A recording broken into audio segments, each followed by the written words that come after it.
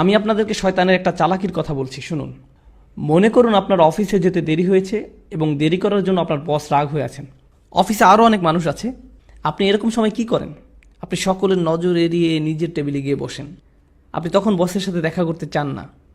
অথবা মনে করুন একটা বাজে রিপোর্ট কার্ড নিয়ে আপনি বাড়ি ফিরলেন। যখন আপনি ক্লাস 6 বা 7-এ খারাপ রিপোর্ট কার্ড নিয়ে আসেন, তখন আপনি চুপিসারে ঘরে ঢুকবেন। কোনো আসসালামু আলাইকুম নেই, কোনো কিছু নেই। চুপিসারে ঢুকে আপনি ঘুমের ভান করে পড়ে রইলেন। মা যদি জিজ্ঞেস করে আজকে স্কুলে কি হলো, আপনি তখন বলবেন তেমন কিছু না। আপনি যখন কাউকে হতাশ করেন তখন তার থেকে দূরে দূরে থাকেন, এটাই স্বাভাবিক। এই ক্ষেত্রে যখন আমরা অশ্লীল কাজ করি, নিজেদের উপর জুলুম করি, তখন আমরা কাকে হতাশ করি? আল্লাহ আযজা ওয়া জাল্লাকে।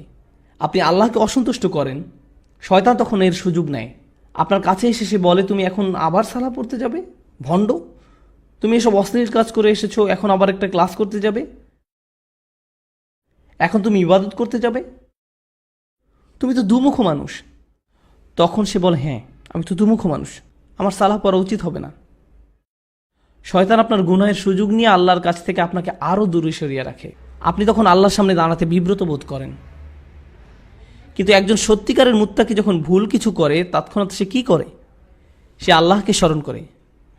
জাকারুল্লাহ ফাস্তাগফিরু লিযুনুবিহিম, তারপর তার আল্লাহর কাছে ক্ষমা চেয়ে নেয়।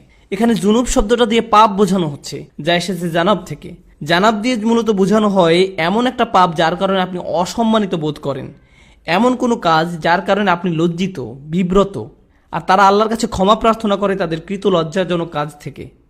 ওমা ইয়াগফিরুয যুনুবা ইল্লাল্লাহ, আল্লাহ ছাড়া আর কে গুনাহ ক্ষমা করতে পারেন? আপনি আর কার কাছে যাবেন? কোথায় যাবেন? আল্লাহ ছাড়া আর কে জানে আপনি আর আমি কি কি ভুল করেছি। আমাদের গুনাহের খাতায় বহু জিনিস আছে যা আল্লাহ প্রকাশ করেননি, শুধু আল্লাহই সেসব জানেন। সেসবের জন্য আল্লাহর কাছে আমাদের ক্ষমা চাইতে হবে। জান্নাতে যারা যাবে তাদের বর্ণনায় যেসব বৈশিষ্ট্য এসেছে তার মাঝে এটাই প্রধান বৈশিষ্ট্য। উলাইকা লাহুম জান্নাতুন তাজরি মিন তাহতিহাল আনহারু খালিদিনা ফিহা, তাদের জন্য প্রতিদান হলো তাদের পালনকর্তার পক্ষ থেকে ক্ষমা এবং জান্নাত, যার তলদেশে প্রবাহিত হচ্ছে প্রস্রবণ। এখানে যে শেষ কথাটি আপনাদের আমি বলবো, আমার ফ্যামিলির সাথে একবার শপিং মলে গিয়েছিলাম। সেখানে এক মা তার ছেলেকে ভীষণ বকা দিচ্ছিলেন, আর ছেলেটা চিৎকার করে কাঁদছিল। মা ছেলেকে কষে একটা চড়ও বসিয়ে দিল। কিন্তু আপনি জানেন বাচ্চাটা তারপরও কার কাছে গেল? এরপরও বাচ্চাটা মাকেই ধরে রইল, তার মাকে ছাড়ছে না। চারপাশে সব কিম্ভূত কিমাকার বিশাল বিশাল অচেনা মানুষ, সে তাদের কাছে যেতে চায় না।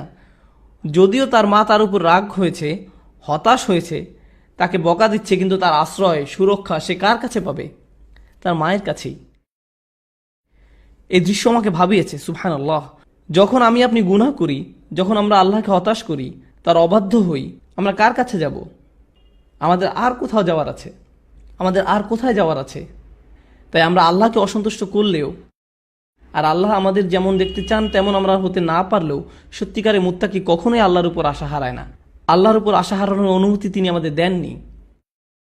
লা তাকনাতু মির রাহমাতিল্লাহ, সত্যিকারে মুত্তাকি কখনোই আল্লাহর উপর আশা হারায় না। আল্লাহর উপর আশা হারানোর অনুমতি তিনি আমাদের দেননি। এই আচরণ আমাদেরকে রপ্ত করতে হবে।